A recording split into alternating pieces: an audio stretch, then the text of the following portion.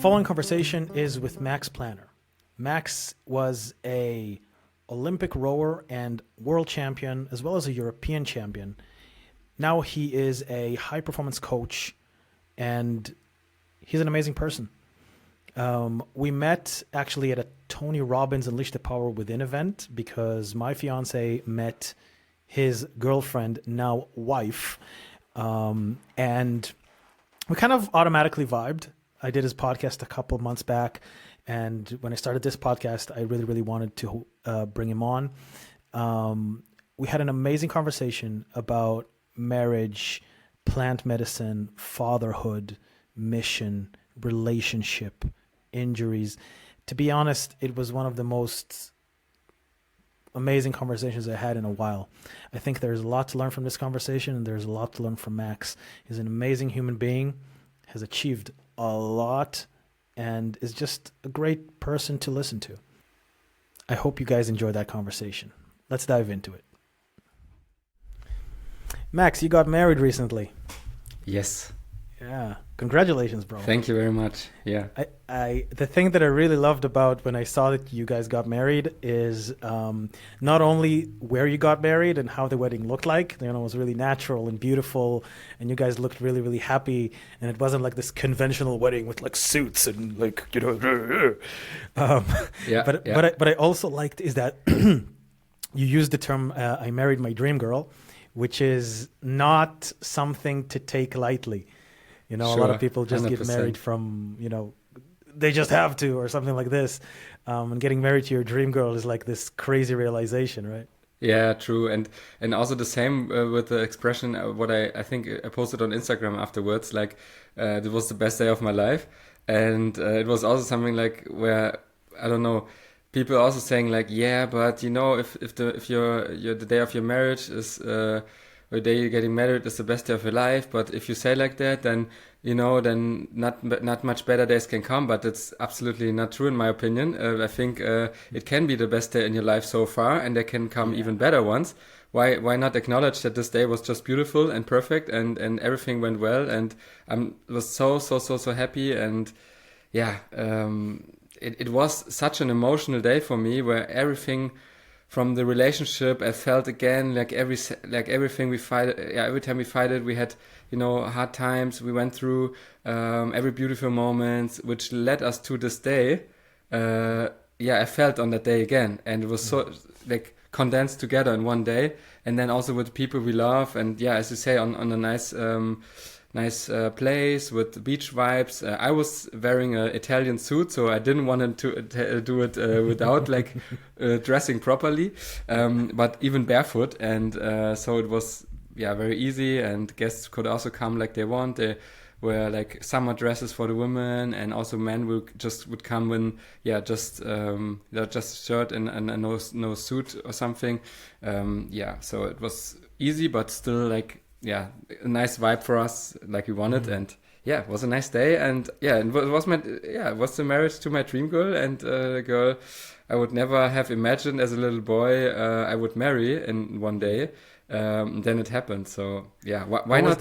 What was like? How was the? I don't know if it was one moment or a process in your mind, but like, how did it go for you that you decided I want to marry her? Because, you know, a lot of guys, it's like they're dating someone and there's this, from what I hear from a lot of women, they're very complaining about how their guys have this fear of settling down, the fear of proposing. And women are like, yeah, I mean, if we're together for like 4 years, why aren't you doing anything about it? Like, you know, so it's a big decision to do that. Very masculine, I'd say. All right, so we had to stop in the middle because of technical issues, but now we're back, and there's a dude with a freaking leaf blower under my window, and then there's a dude with a freaking lawn mower under the window. So it seems like the universe is like, hey, we don't want you to have a silent podcast today, but we will adjust. They want us to show our resilience, you know, our inner work we did. They want us to to show it on the podcast, and to still have a nice conversation, even recording it again, and even with all the issues we had, and still having fun and smiling and just enjoying. So let's do it. Yeah, the good thing about the people who are listening, they're not seeing all of that. They're Yeah, going to get a true, really true. edited and lovely cut of this podcast, Yes. which I hope this part will be in of us Yeah. complaining about it and being resilient in the light of trifles. Because hey, this is masculine energy, my friends, pushing Exactly. through barriers. Yes, yes. True, true. Where were we, man? We talked about you. I asked you about making the decision to ask Christine to Yes. marry you, Yes. because, like I say, what I hear a lot, being a dating coach, relationship coach, from women and from like friends of Bea who are single, that it's like, or friends of Bea who had a relationship before. It's like you're in a relationship for 4 years with a guy. He's not proposing. He's not moving this anywhere. And in my opinion, it's like one of the most masculine things to do is to know where it is that you're going. So if you're in a relationship with someone for like a few years and you don't know where this is going, why stay? If you Yes. if you want to know, if you know where this is going, take it in that direction. So Yeah. it's a Yeah. very masculine thing to do. What was the process like for you to say, hey, I want to marry her. I want to ask her to marry me? To be honest, I was actually right from the beginning of our relationship. I was very committed, and I already had the feeling that I would marry this girl in the future. So it was quite clear to me that we're gonna marry at some point. But of course, with knowing it or thinking about it or even talking about it and proposing, this is two different pair of shoes. Because one is like the theory and could be nice or would be nice or will be nice, and the other thing is actually doing it and actually going into the commitment, actually taking the first step, asking her, and between these two there was quite some time, and also of course the inner process for me to come to the place where I was ready to ask her, and even with knowing that I want to ask her at someday, and so with that, it was in the process when, I was an athlete in rowing, world champion and everything. And the last years were quite tough for me in rowing. And when I went out of the rowing world, when I went out of I stopped my career in rowing. I was really on the search for myself in the beginning. I was like, okay, who am I without rowing? What I want to do with my life and everything. And in that time I was struggling very much with myself and also with my masculine energy, because before when I was rowing and I was training with all the guys, I was in the masculine energy. I was training, I was pushing it, but in the end I didn't want to push it anymore because I achieved almost everything I wanted to achieve. That's one thing, and the other thing is I developed personally until the point where I was like, yeah, but it's nice to compare with others, it's nice to compete, but there's some deeper level where I can go in myself that doesn't have to do with competing, that doesn't have to do with comparing. This is more about finding your true self and your true essence. And when I got that, then immediately I was not into a vibe anymore where I wanted to compete in rowing. So I also fell into like a hole a little bit with this masculine energy thing. And I had to reconnect to it again in a different way, on a deeper level. And in that time, I was really struggling, and the relationship was also struggling. But then I did a lot of things. I did Vipassana, I did like his Ayurveda retreat, and I did a lot of things to work on myself on the inner level. And at some point we were also attending, and this is the first time I talk about this in public, we were attending an ayahuasca ceremony together. Cool. And in that ceremony I get such a clear message. It was more than obvious. It was such a profound experience for me, and it was such a clear message. Max, this is also not only it's ready, she's innerly waiting for it, even though she's not telling it to you or asking for it or something, but there was a clear feeling, okay, she's waiting, she's ready for it, and you are also ready for it. You have to take the step, and you have to get out of your comfort zone, and you have to take the commitment, because you're already there. You just have to do it. There's nothing more left than just asking her. And It's interesting that that ayahuasca itself is a very feminine spirit. yes, Like it is Mama Ayahuasca. It is like the epitome of feminine energy, in my opinion, of divine feminine energy. And it's interesting that, it's not to me it's like obvious, but like for a lot of people maybe not, that it's the feminine energy that contains the potential to guide you into this higher state of masculinity. Absolutely. Absolutely. Yeah, it's a deep wisdom. I mean, it's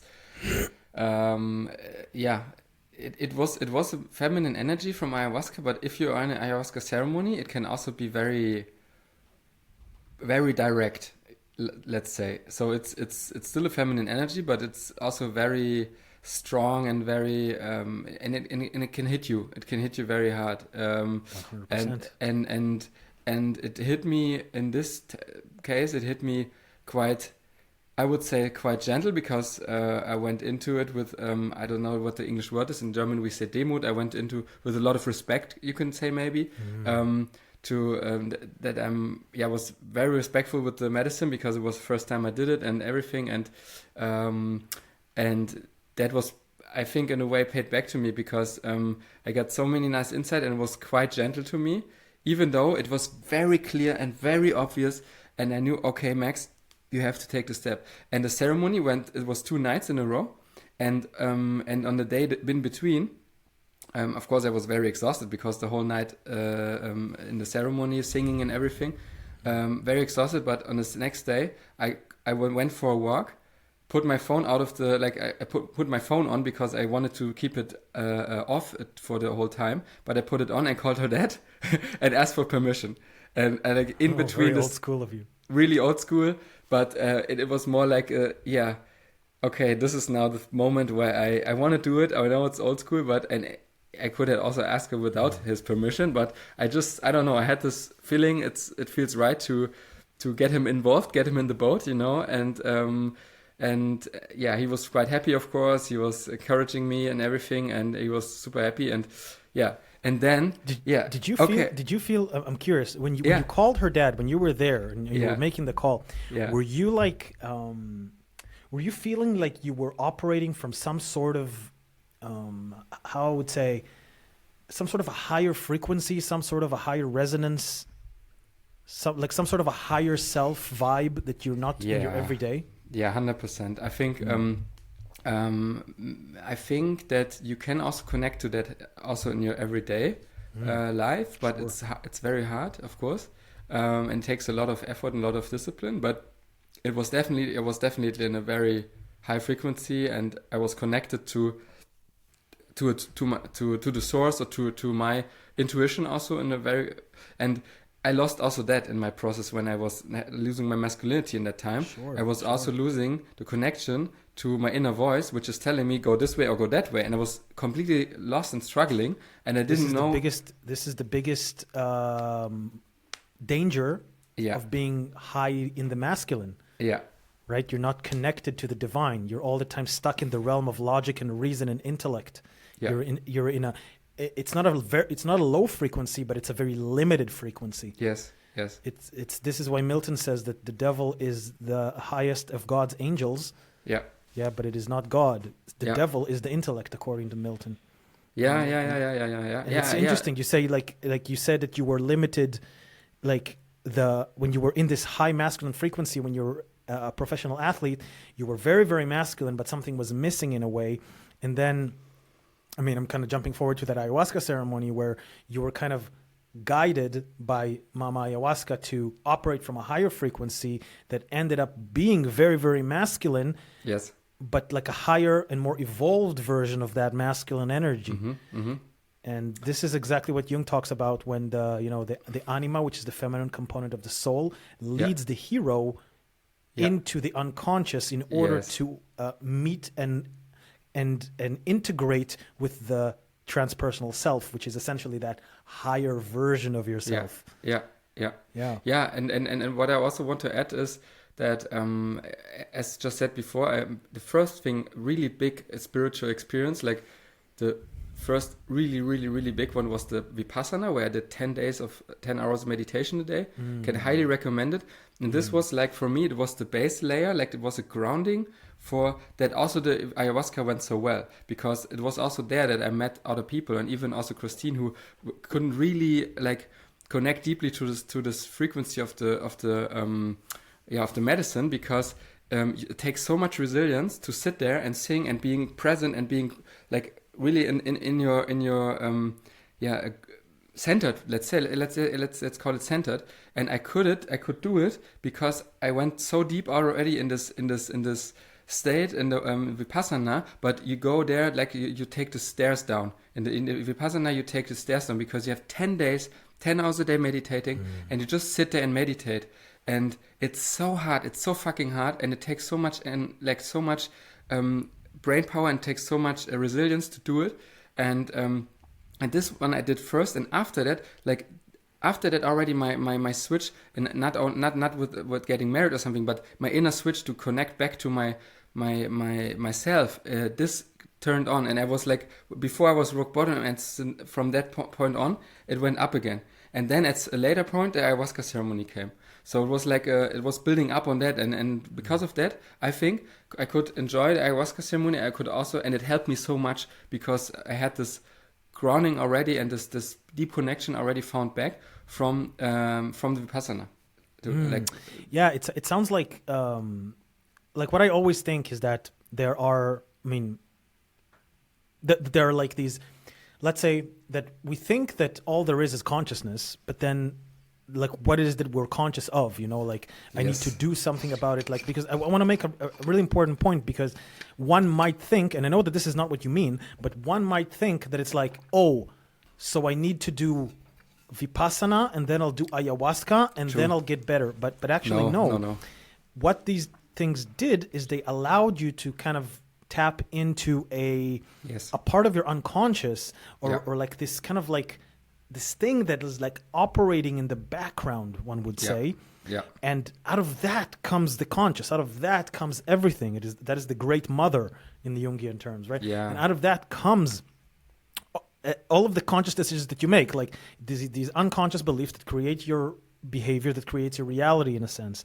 And it sounds like, you went to Vipassana, and as a result of the Vipassana, there was some sort of unconscious process that came up as a result of you meeting that unconscious process, right?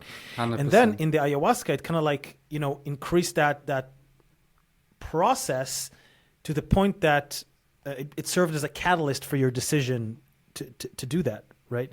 Yeah, 100%. It's not about, and I also met a lot of people who did, even ayahuasca, Vipassana, or any other spiritual practices you can do.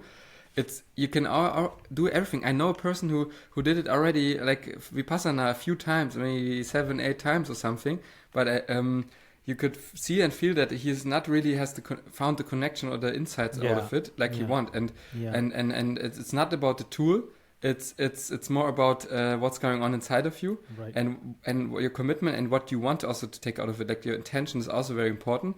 And in the moment where I went to Vipassana, I was very desperate and feeling like, and I wanted to commit. I was ready to commit and to go very, very deep, and I went very deep because before I was struggling so much. I lost my beard. My beard fell off. I had this alopecia and everything. I was really struggling with myself. And because I was at that rock bottom point, obviously, because then you have the commitment to go deep and to really go hard and say, okay, it's already rock bottom. I can't lose anything. I go there, and Vipassana, and then people say, yeah, you are not allowed to have a notebook there, but I did it, and then I write some nice notes inside. But I said, yeah, but if you're not allowed to take a notebook there, then don't do it, because just keep to the rules. And I did it, and also kept to every rule they had. I was very strict, and it was so hard. I had such a sleep deprivation afterwards. I was like, afterwards I had to sleep for days to get that back, because you go to bed at 10 and have to wake up at 4 and everything, and I cannot really sleep because I was so high from the frequency. But it played out for me. It went well. But for example, this year in the spring, I did it again, and it was completely different experience. So I'm completely right what you say.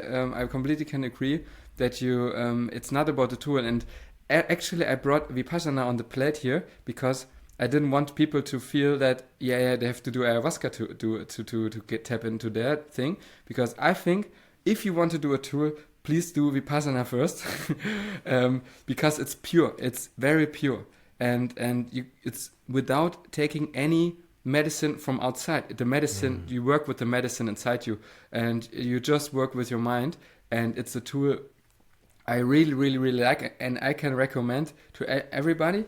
Either you get something out of it or not, but it will help you in any way. It will help you on a way where you are, and it will not, or the chances that it confuses you are not so high, like in ayahuasca, in my opinion.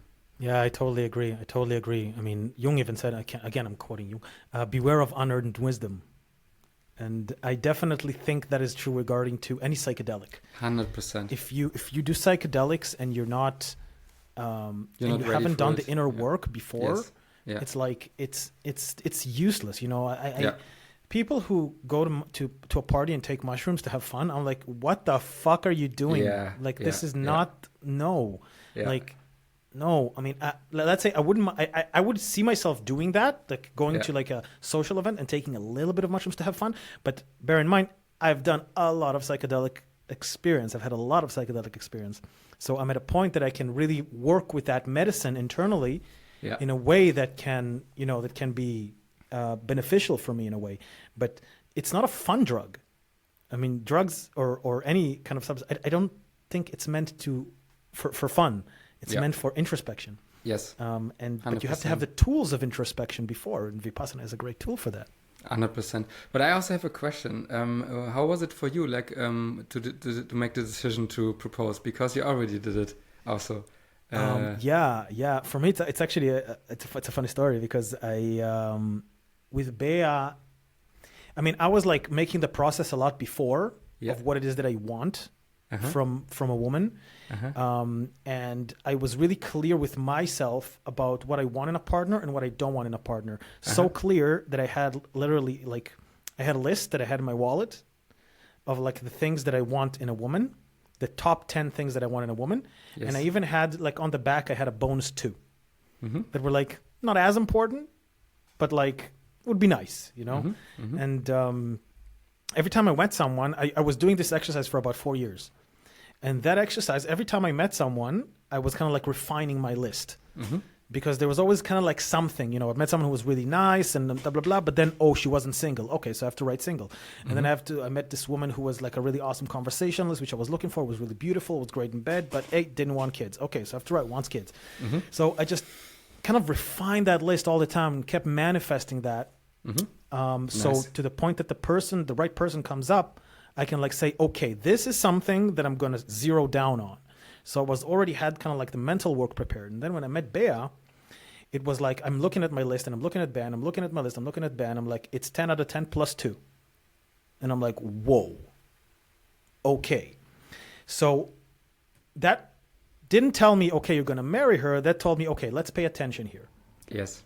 And after 3 months together, it was already clear to me that we have the same values, that we have the same ambitions, that we want the same things, that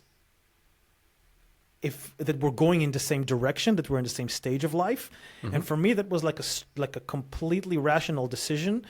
And when I was like looking into my heart with this, I found no resistance. Like every time that I had a partner, I've always had kind of like 2 voices in my head, like, she's really awesome, but what if this? So there's this one thing that bothers me, but like, what happens if that happens? What happens if this? Like there was, and with Bea, I haven't, and I still don't have that voice that is like telling me, I mean, I have it because it's like, I'm not dogmatic about it, but the voice is very silent. It's not anxious. It's like, it's like my mind just doesn't go there. So I was really, really sure that this is something that I want. And, you know, and we even kind of like jokingly talked about it. Yes. But then the day itself is like I was very sneaky about it. Like I was very sneaky. I asked her, like, just as a by the way, one day I was like, babe, like, you know what I noticed? You never keep jewelry. You don't have one of those jewelry boxes that all the girls had. She's like, oh, yeah, I do. It's in the closet right there, blah, blah, blah. I'm like, okay, good to know. And then I sneaked in and I took a ring from there. Nice. And my uncle has a jewelry company. in Israel. So I messaged him and I'm like, hey, listen, I want a really good ring with like really good stones and like made of like white gold and stuff like that. Here is a picture of the ring next to a ruler. Can you make me a ring that size? And he was like, sure. And then we designed the ring together, like with a big sapphire in the middle. Nice. And then we were supposed to go to Poland for a little weekend at this tiny house on a lake. And I thought, okay, this is going to be the place that I'm going to propose. Yeah. But the ring didn't come. The ring didn't show up. And I'm like, okay, maybe it's not meant to be. You know, I was like planning this for like over 2 months. The ring was not coming. Bro, on the day that we're we're supposed to leave in 1 hour. The doorbell rings and she opens the door and there is a package for Mr. Cohen. And the guy asks her, are you Mrs. Cohen? And she's like, no, but I'll take that. And then she takes the package. She's like, all right, what's that? And I'm like, oh, just something. And man, I hid that thing. And we went, like, how ironic, are you Mrs. Cohen, right? Yeah, and then so ironic. we drove to the place and I tell her, hey babe, could you stand there? Could you help me shoot a reel? I want to do some funny reel for Instagram. She's like, okay.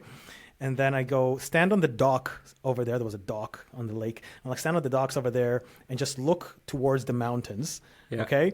And I'm going to put on the camera and then I'm going to surprise you from behind. It should be like funny. Okay. And I want it to be authentic. She's like, okay. And then I put on the camera and I go behind her and I kneel and then I tell her, okay, turn around. And she turns around and I'm there with a ring. And she's like,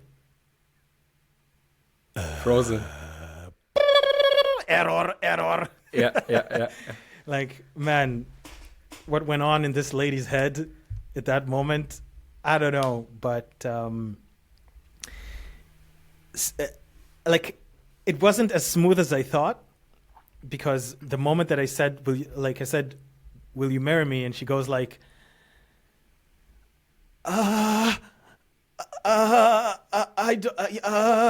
Some fear and everything came up. Yeah, a lot of stuff came up there. Yeah. And I think it was something like 30 minutes from the moment that I said, will you marry me, until the moment that she said yes, that we stood on this docks. It's all in video, by the way. And I saw it on Instagram, yeah. I didn't see the whole 30-minute video. But basically, I was just holding her and just letting all of the process, whatever it is was coming up. Yeah. And at some point, I was like, hey, babe, listen, if you want to say yes, that's fine. If you want to say no, that's fine. But I need an answer. I had to focus her. And then, she was like, she got like past that.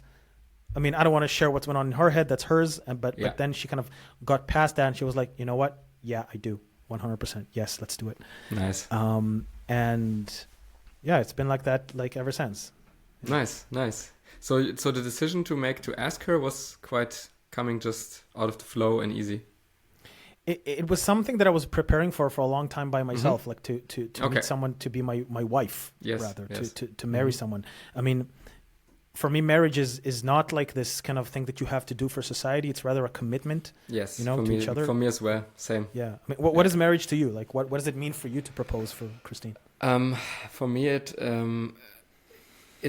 absolutely not anything I do for society or everything, because, I don't give a shit about it. But I think for me, it's like a new, I would say we were already very committed to our relationship. So we wouldn't have needed a marriage to be committed to our relationship. But for us, or like for me, it feels like even more commitment. So I'm 100% all in on that. And of course, and this is also something that, the generation of our grandparents or parents who would say, just, keep together until the end of our life or whatever, no matter what, and blah, blah, blah. And we are, of course, now in the stage where we say, but it's not about this. It's about, facing challenges together, committing to doing the work together, doing the work also for the relationship, and going through also hard times and committing that we would give everything we can do to make each other happy, to stay in the relationship, to have a good time. And if it will not work at some point in, I don't know, 10, 20, 30, 40 years, whatever, but we don't do it for the moment. We say, at some point we are there, and then say, but we are married and let's keep together even though we are unhappy. No, we don't do it for that. It's more like an even bigger commitment to say, yes, I'm all in on this relationship, and I know that's a big commitment, and I know will be challenging at some points, but I'm committed to it because I want to live my life with you. And also, and the other thing is, I think also I'm a little bit romantic also deep inside, and I just loved the imagination of seeing her as like with a wedding dress, and I know how happy it will make her to just be the princess.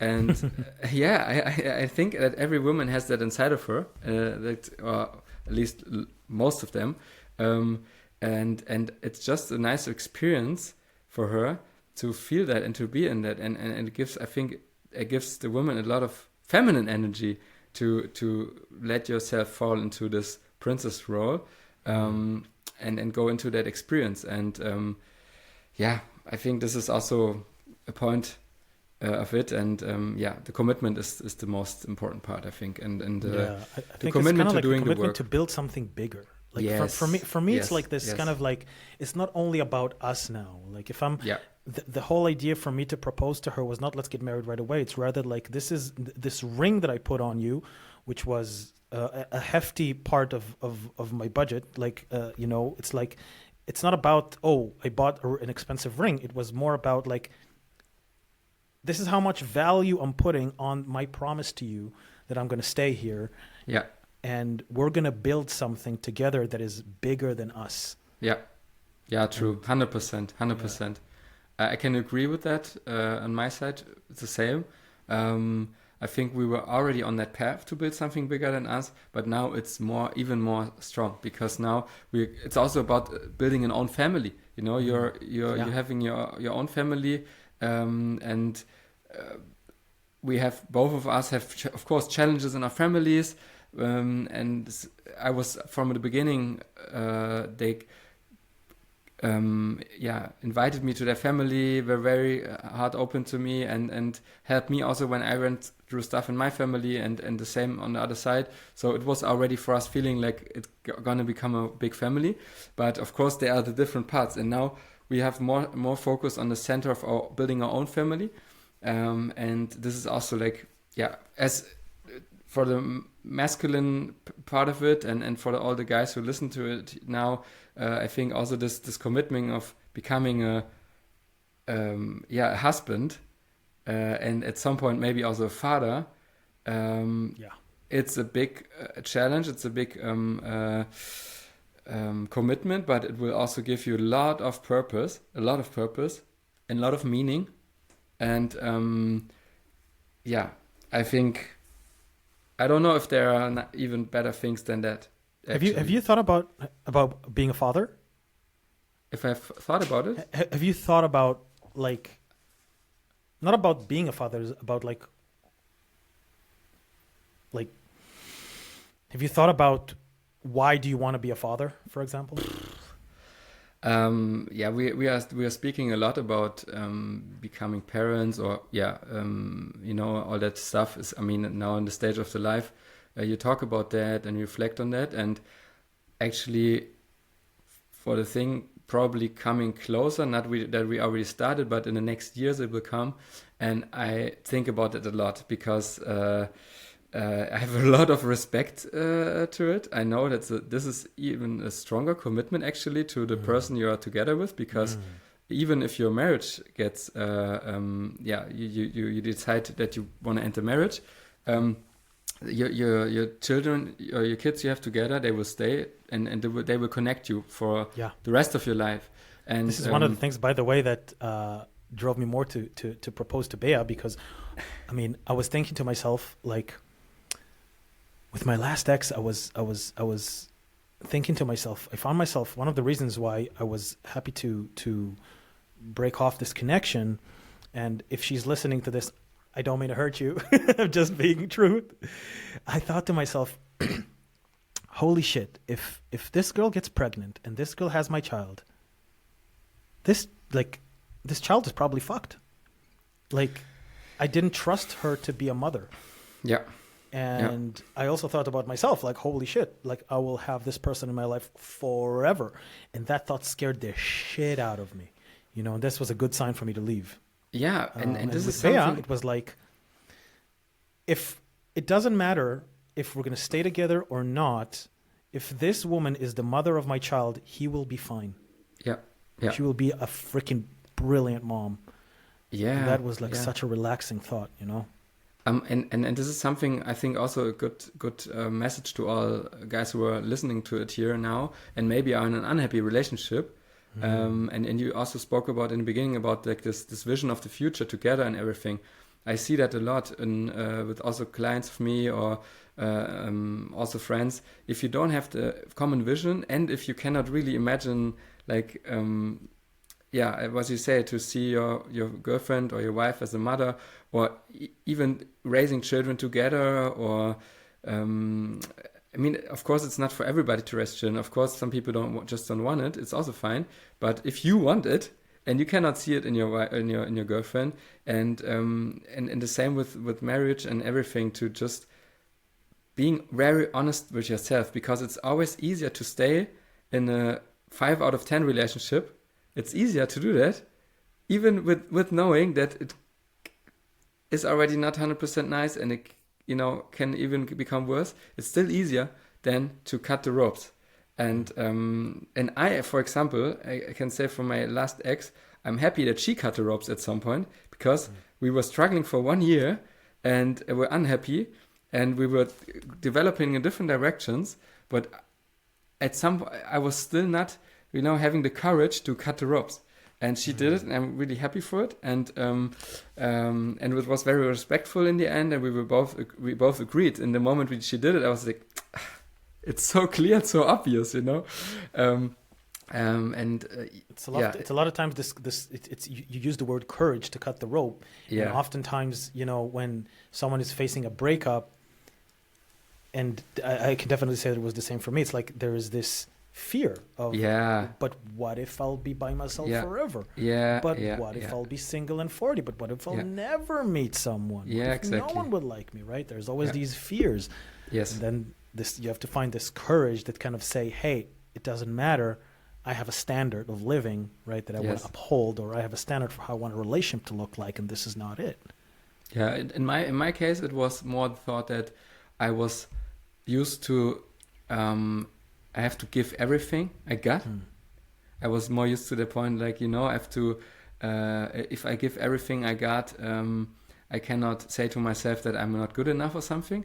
It was in that same time also with sports and with when my parents split, I was also it was coming up. So it was a deep inner process more about, okay, but what if I could have done more to save, to save the relationship, to keep it, and everything. But it was already, I did it. I did already everything I could. And at some point you have to admit that it's better to let go. But it sounds a lot like when it kind of connects to me to what you said, that you had this like prevalent but immature masculine approach that was like, I need to do something. Yeah. Right? What else can I do? Yep. And what you were lacking, it was that feminine part that just flows and enjoys and accepts the moment. Yeah. Right? And goes like, okay, I can just relax. Yeah. I did enough. Yeah. I am enough. And also with the relationship, and this is more like the part to speak about, like masculine and feminine energy and everything. I was always, when she was unhappy, I was like, oh shit, she's unhappy. It's my fault, blah, blah, blah, blah. And no, she's going through emotions a lot more than men. Women are going through more emotions every cycle again and again and again. And we are there to hold the space, not to fix her. Yes. And this is something in that stage I wasn't, knowing anything about. But it's helped me. To fix. Yeah, I was trying to fix. I was trying to help her. I was trying to, and she just needed just that I'm open, that I hold her space, and that's it. But I couldn't do it because I was not aware of it. But this is something I developed afterwards, also in between. the relationship now with Christine, I also had kind of a little list, like from 4 or 5 things I want to have in my next partner. But also I was introspecting a lot, what I did wrong, what I could do better, where at what point I can, being more balanced and you cannot fix her. She can, of course, you can work on the relationship, but if she's really unhappy and it's about her and it's about something in her life, you cannot fix her. She has to fix it, and you have to do your stuff. And this gave me a lot of like. Yeah, as you see, I'm smiling for the people who are watching, because it gives you a lot of, okay, I don't have to fix everything. Because you're never finished with that. You cannot do it. You have to enjoy and relax and lay back, and also trust the process and trust it that she will fix it and she will stay with you and not run away. 100%. And it's also important to know that a woman who has a healthy feminine side as well as an integrated masculine side will know to ask for your advice when she wants it. She will ask for your advice when she wants your opinion. And if you don't know, I always say, like, but how do I know when she wants my opinion? Have you heard of asking? Just ask her, do you want my advice or do you want me to listen? And oftentimes she just tells you, I just want you to listen. Yeah. And something that happened also with I don't want to, it becomes trashing on my last ex. I don't want to trash on her. Like, she's an amazing human being. She really is. She's a really great person. And I have a lot of love for her. But what happened in our relationship at some point, and I definitely had fault in that as well, is that I think that she was very, very prevalent in her masculine side, that she would not take anything I said. Like, she would, everything that I said, or when I expressed my opinion, was like a yeah, but. That is very frustrating for a man to hear. Mm-hmm. And because a man wants to be, or at least I'll speak for myself, that, well, for men, it's important to be respected. And for me, it's important to be understood and to be listened to. And it's not necessarily that, like, what I say is what goes, but, if I express an opinion, I don't want it to be disregarded just because it's my opinion, because I just feel super disrespected. Mm-hmm. And it kind of got to that point with me. And when a woman does that, when a woman gets to that point that everything you do is a yeah, but there is something wrong with the polarity. Yes. Either she's too masculine or you're too feminine, or one or the other.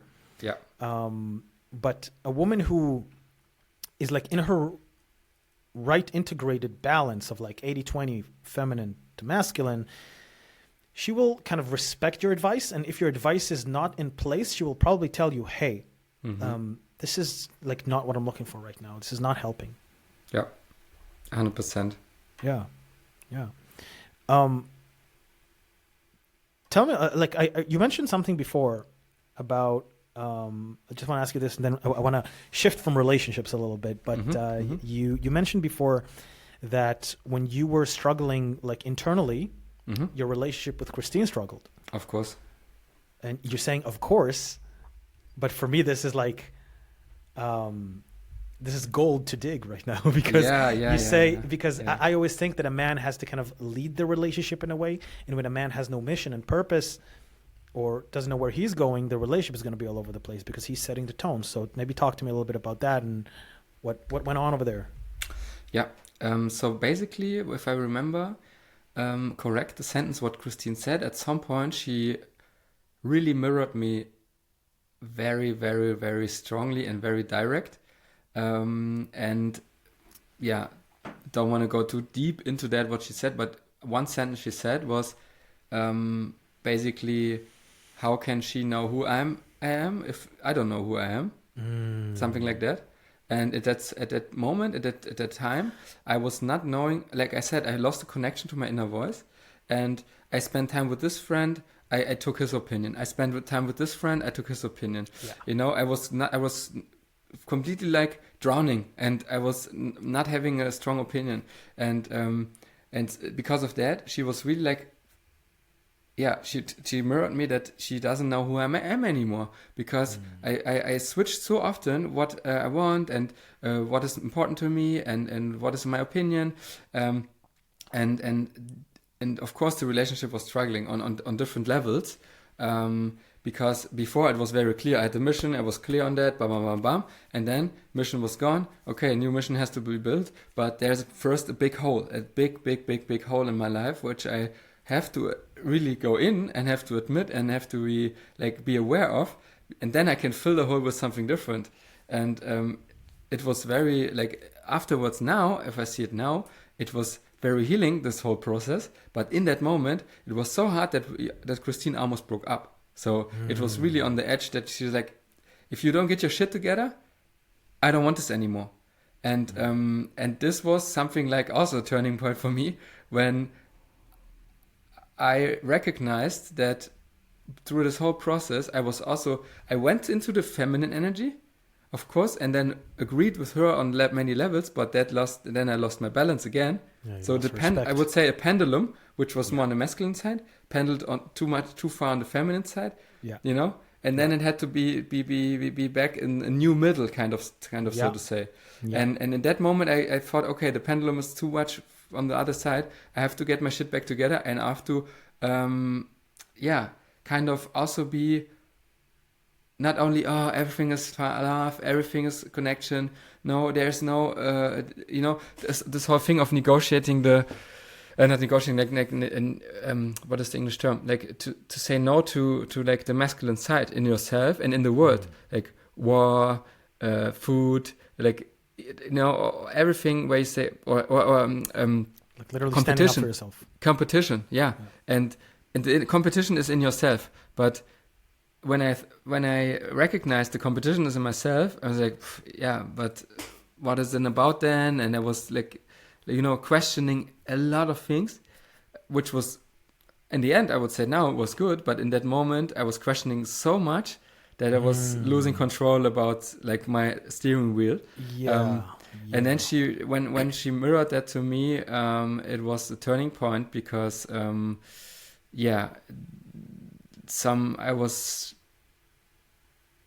it helped me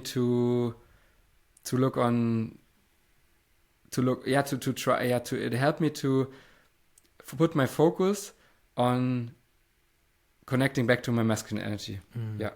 And I think that, by the way, like what you're describing there is a sign that you have a queen of a woman, that she reflects to you your faults in a mature way, and not in not nagging about it, but literally telling you, listen, here is what I see, and if you don't get your shit together, I don't want to be here. And she's not making it out of as a threat or something, right? She's just reflecting to you. Yeah. And it depends on whether you choose to kind of accept that and work on yourself or not. But in the end, your woman is the reflection of the world to you. This is something that is extremely 100%. important for men to understand. If your woman is being bitchy, I mean, it's not always your fault or something, but you definitely have a fault there. And I can say that for all of my relationships as well, that when I had a relationship that the woman got bitchy or overly masculine, I had a fault there, as well as in my last relationship. Definitely, I had a fault there. Yeah. And I think it's really amazing that you took into heart what she said and decided to actually take action. And here you are marrying that girl now. Yeah. And one thing, last, I want to add here, last but not least, when she asked that, or when she told that to me, this was also kind of a thing that, of course, a fear came up inside of me of losing her, of course. And then I was not acting out of fear of losing her, but I was reflecting that fear of losing her, and that helped me to see, okay, I'm right now in a place, to be honest, where I don't feel worthy, and I feel so unworthy to myself that I don't want to do the work, don't want to commit, don't want to get back to my shit together. But this relationship with this girl gives me so much purpose, and this feels worthy to me of working on myself more than myself. Because I was really, really, really struggling, and that helped me. I have chills when you said that. Can you get what I'm saying? Yes, 100%. I got goosebumps when you said it. Yeah, totally. And that really, really, really brought me out of the big hole, because yeah, and yeah, I'm so grateful for that. And now you see all that moments, all that things when from the struggling, when that came up on my wedding, it was so emotional. I had to cry. So it was absolutely crazy. So yeah, it's so beautiful to look back at these moments, Yeah. right? Because in that moment, you were in the shit pit. Yes. Like in that Yes. moment, right? There was so much pain. There was like Yeah. fear. There was anger, resentment, whatever. Like this. It's so hard to come out of where it is that you came out. Like being in a relationship with a woman who you feel you are unworthy of her. And it is so difficult to get out of this situation with this dynamic. Yeah. And it's like it takes like someone really, really big to kind of put the ego aside to do it, because so many guys will be like, I'm a man, I'll do whatever I want, and then it'll cost them their relationship, and Yes. they'll say Yes. like, yeah, that bitch, she was no, like she's reflecting it to you. She was just reflecting it to me. Yeah. And as said, on the wedding, on the day of the wedding, there was a moment when our sisters were singing a song, and we were sitting in front of the crowd, behind us the ocean, and I was just crying so loud, because that moment also came up, that and especially that moment and the inner work I did since then, and how proud I was. I was more proud of that than being a world champion. To be really honest, I had so many achievements in rowing, and I'm really proud of them. But I was so much more proud of getting my shit back together, becoming the person who I am now. And of course, there's a lot of room for potential. But just to take the moment to reflect back, and now sitting there with this woman, marrying her, seeing her so happy in her beautiful dress and everything, and marrying me, and I can also feel worthy of it and feel happy, and we are balanced again. And and to see that I did the work and it played out and it went well, that's blew me crazy. So it's emotionally. So crazy. It's I had a very similar moment, to be honest. Like about a year ago, we had a birthday of a friend, and we went to this. We rented a house together at this Swiss ski resort. I couldn't go skiing because my knee was still fucked, but I remember a moment there that I was just sitting in the living room, and it was just a beautiful house. Everything is wooden and super cozy, and snow outside, and just really good people all over. Just really, really good people. Good vibes, and like just good energy. And I was sitting there in the living room with Bea next to me, and all of a sudden I realized that this was a moment that I have been dreaming about, literally dreaming about, like not just fantasizing about, literally it came in my dreams, that I was sitting in a wooden home with a fireplace, and everything is really cozy on a comfortable couch with the girl that I love the most, with a bunch of really good friends, and I'm just sitting there. And I always imagined that when I was dreaming about it, I always thought that this is my home. It wasn't my home at that moment, but I realized that this is that moment. And the moment that I realized that, holy shit, I was dreaming about this moment for years. And I always knew that my girl is there. I just didn't know that it was Bea. And now I see that it's Bea. And I see that, and these are the friends. And this is and I just couldn't control myself. I just started crying my ass off. Dude, for 15 minutes, I was crying like a dog. I was just like,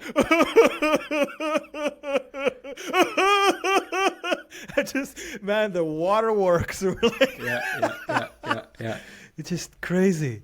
It's so crazy how these things work, right? Yeah. Absolutely crazy. Wow. I'm so happy for you, man. I'm so happy that this moment happened for you. I mean, like, thank you, man. Wow. These and I love that you said also in the beginning of the call that like it's totally fine to say that this is the best moment of your life as long as you add so far, because it doesn't mean that this is where it peaks. Yeah. No fear, man. You're allowed to receive more. Yeah, exactly. Crazy. Say, what kind of insights do you have for me about coming back from like serious injury as a professional athlete. I mean, dude, you're a world champion. I mean, I just, I mean, you were in the Olympics and all that stuff, and I mean, the level of commitment and intensity that a man has to go through to come to these levels, it's crazy. I mean, I did that for a couple years training for the German championship, took third place, blew out my knee, and I still want to somehow come back. But anyway, what I'm trying to say is that right now, in the past year, I was imagining that this year will be my best year in strongman. It has been my worst year. I can't compete. My shoulder is completely fucked. I don't know why. My knee had a second surgery already, and I'm still recovering from it. What can you say about having been a certain place, being able to do certain things or whatever, and now there is like these factors or whatever, whether it's physical limitations, financial, whatever, that keep you from doing whatever it is that you want to do. You just literally cannot do it. And you kind of look back at what you could do, and there's stuff that you want to do, but right now you can't. What do you do?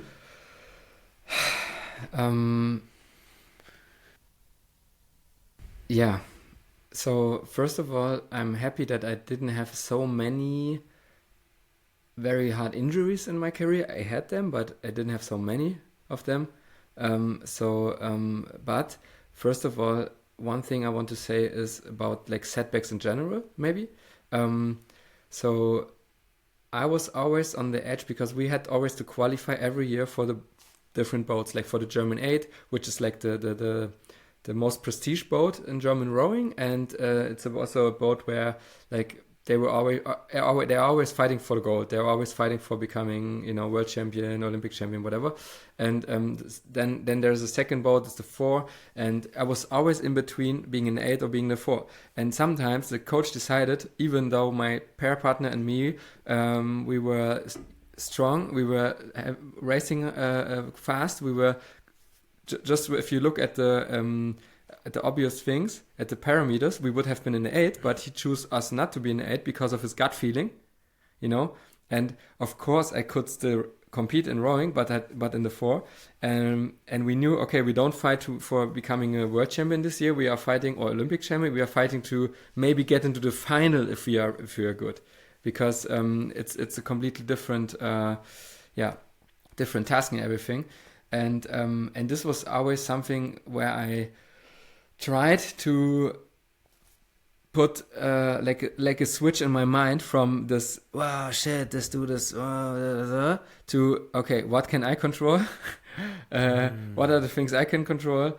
And what can help me to maybe get in another year back in the 8? It's just work hard now and accept that it's okay to be in the 4, and accept to, even though, because I had at the beginning, I just, since I grew up, I had this like feeling of everything has to be fair, this, I don't know what is the English term for it, but if there's something happening unfair, I'm frustrated, Yeah. But at some point, I think Akira the Don says it also in a song. If you discover in life anything better than justice, don't let go. Yeah, it's justice.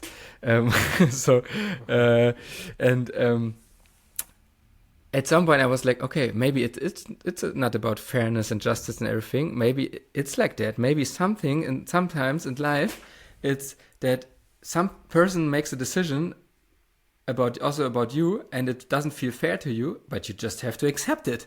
You have to accept it, and it was always a constant learning process, because it happened, and I was back in the 8, and was back in the 4. I was like always in this stage of, okay, what can I learn here? Okay, what can I learn here? What can I learn here?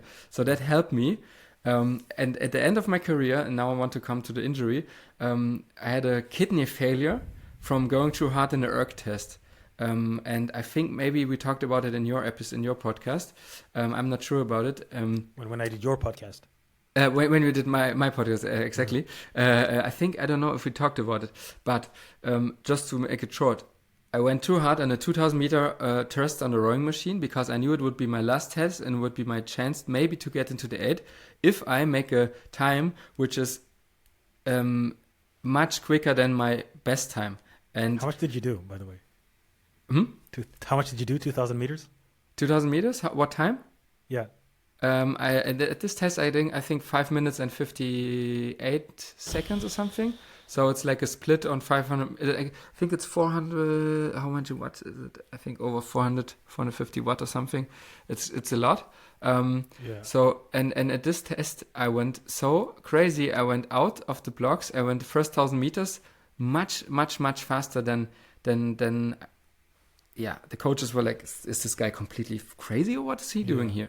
And because I just had, okay, this time I do it, and if I'm getting fucked, I get fucked. So it's just my last chance, because I knew I would want to end my career after the Olympics and everything.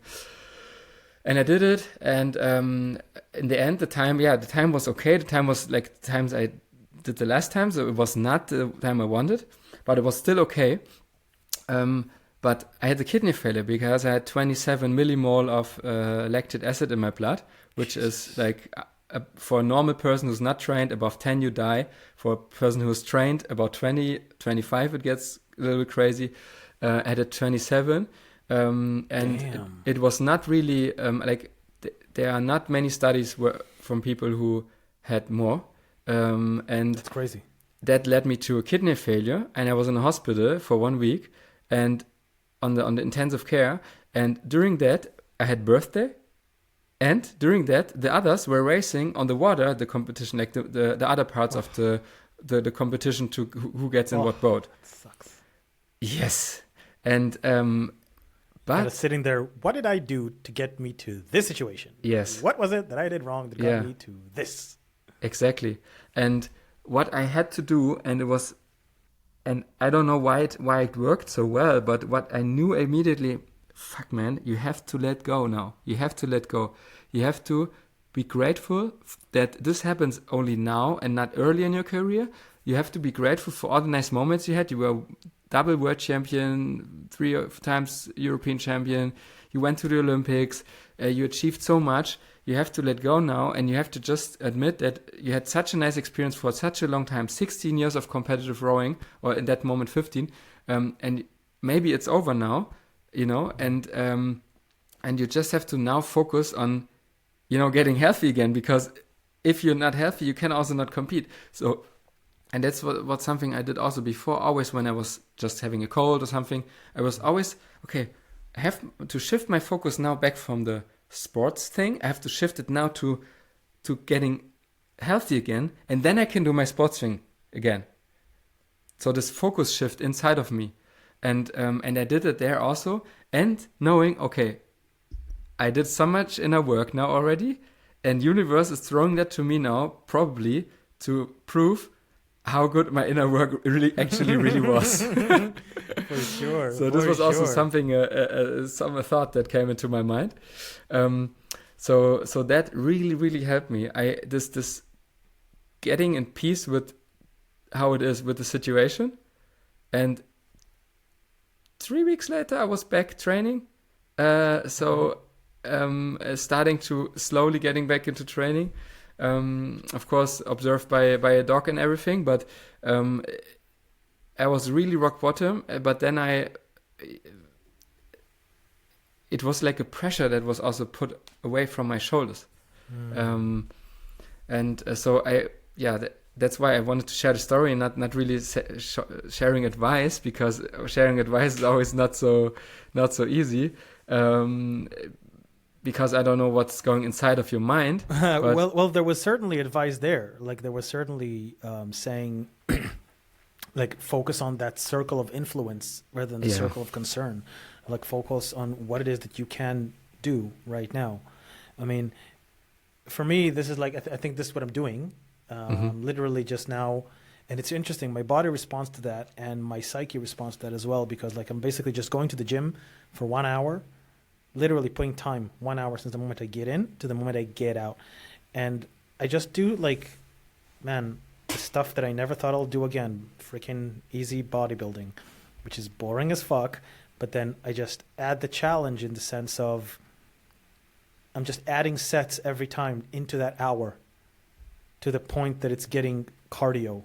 And I'm just doing that, not doing anything that hurts, and my body responds. Like I had this foot injury that was almost 2 years happening. Like I tore my, well, it started a year before the German championship, and I was kind of carrying it all the time. It was my plantar fascia. I was like really hurting.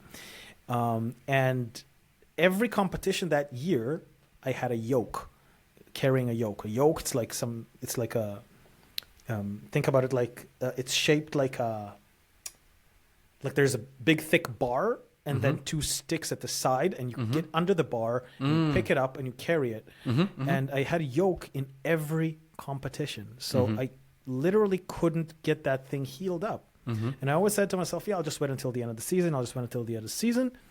And then at the last competition, I tore it in 2 places, of course. Yeah, I mean, trying to get under a 300-kilo yoke with a torn meniscus in 2 places and a torn plantar fascia, that was an experience. You're also a guy who loves some pain, huh? In your life. I don't love it. I love what it does to me. It's very different. Yeah, I know. I kind of just, I have this big sticker on my bag, like, but did you die? Yes. It's like, I mean, yeah. But you know, you don't want to die at 85 wishing you didn't do anything really. It's like, like written on his gravestone, was afraid to lift too heavy. Like, fuck that. No, but what I want to say is I also have some friends, of course, from rowing still, and also some of them doing inner work. And what I see here on that thing is that also as rowers, we are used to a lot of pain, and we're also a little bit addicted to pain at some point. And it's sometimes hard to acknowledge, okay, maybe here the painful way is not the best. Maybe I can also choose a less painful way. Because we are so attached to this pain thing, and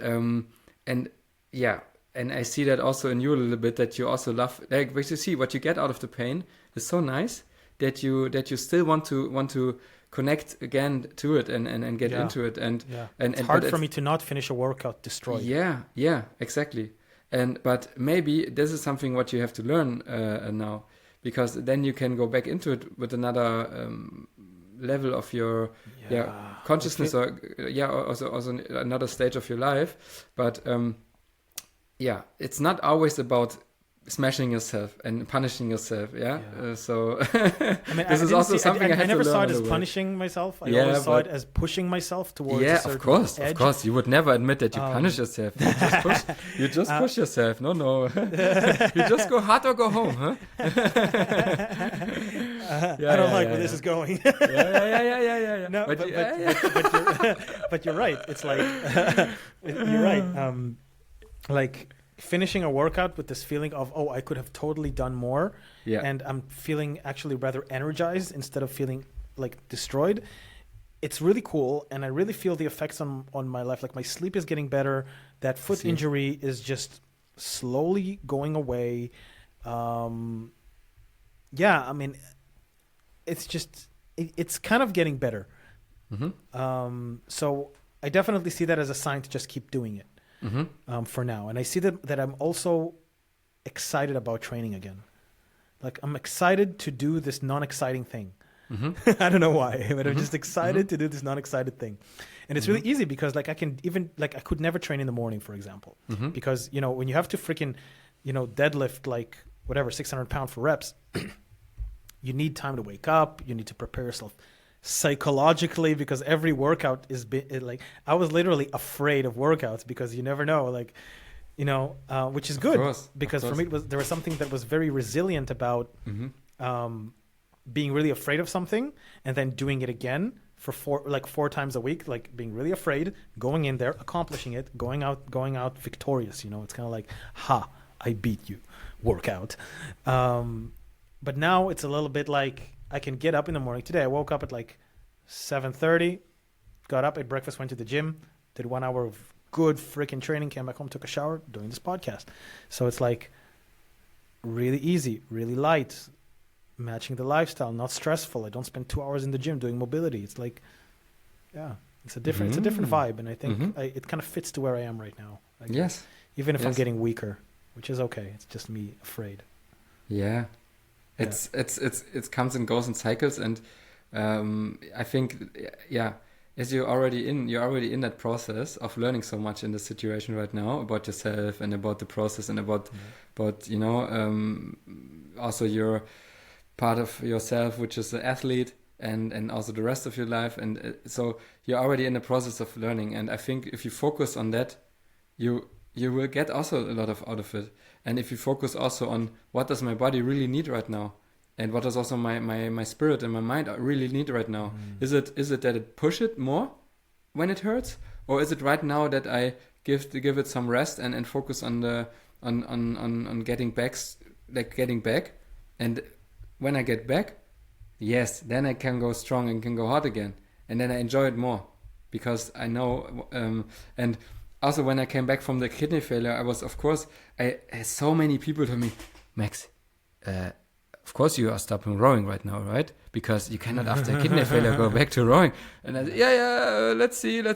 Then I just started training for myself again, and at some point I was like, yes, it will give me, like, of course I achieved more than I dreamed of, and I'm not really have to prove anything to me, but to get back into a shape where I feel confident in my body, and I feel that my body is capable of big things. This is a nice purpose to come back. This helped me to like, oh yeah, just I don't have to prove it to me or to others of something, but just to have the feeling back that I'm healthy and strong and capable and physically capable of achieving things. Was a nice purpose to focus on the comeback and to, and I did a comeback, and I went to European Championships in the same year. Wow. I went to European Championships, and I was in the final. So it really helped me to come back, and in the end, I was in a stage in my career where I was, but I think you're in a stage in your career where you have to, and you know that you want to achieve more, and you're not on the end of the you know, there's definitely a part of me that wants to achieve more, and at the same time there's another part of me that knows what it takes to achieve that level. Because when I was training I was training 3 hours a day, 4 times a week. It was taking a lot out of me. And I'm also at a place that I want to start a family, and I'm building a business, and I'm thinking about moving locations, and I'm also fine with not achieving all of like these titles. I mean, my original intention with going to compete was just to kind of test what I can do around other people, and see like if, I don't know, to kind of put myself in that test. And man, as a 92 kilo athlete, I came second place at a competition where the first person was 130 kilo and the second person was 140 kilo. You know, so for me, that kind of stuff is like, okay, I think I got that attaboy from myself to myself. I proved myself that I can do that if I want to. I proved myself that I'm not like, for lack of a better term, that I'm not a pussy, you know, and that I can do that. And I feel like this part of me is just really like very, very content. The part of me, there's another part of me that says you can achieve more. And whether I want to follow that part remains to be seen, because, for example, I don't intend to sacrifice my health even more. And right now my knee is in a question mark. My shoulder is at the moment at a point that like I can't do anything. So I like, if it'll happen in the future, great. But if it won't, I'm also fine with that. That's kind of like where I'm at right now. And you see, I mean, this is also something if you want to be a professional athlete, but also you want to grow business, and at some point to get further, you have to focus more, because it's you're already doing a lot, and you're already, you know, achieving a lot, and you're doing great, and at some point you will come to the point where you see, they're 100% and they're 100%, 3 hours in the gym, with build up, with focus and everything, It takes a lot of brain power. It takes a lot of mental power. It takes a lot of focus. It takes a lot of energy. Yeah. And then also growing a business, it takes a lot of brain power, a lot of energy, a lot of focus. And at some point you will see like where does your heart lead you? What do you want to focus on more? Yeah. And maybe it's the one thing, maybe it's the other thing, and both is fine. But yeah. Right. Totally. Max, I want to ask you kind of like the question asked at the end of every podcast. I want to ask you, what advice do you have for a man who feels like he's right now lost? He's at a place that maybe it's rock bottom, maybe it's not rock bottom, but he feels like shit right now. I don't know, maybe his girlfriend broke up with him, maybe he lost his job, maybe both. Experienced a set of failures, whatever, and is at the moment at a place that he doesn't know what to do. What advice do you have for that person? You were very good in quoting people today also, and I want to do that here at this stage. I want to quote Jordan Peterson, and I want to say, clean up your room. Because I know when you are really on a part where when you're on a stage in your life where you get into deeper into your shadow and feeling more dark things, emotions, and everything, and you don't really get up. You don't really, you don't have routines. You don't have the courage to call a friend. Maybe this is something you should do, by the way. But you don't. Sometimes you don't have it. Sometimes you just feel shit. And one thing you can do is make your bed, clean your room, because this is something you need.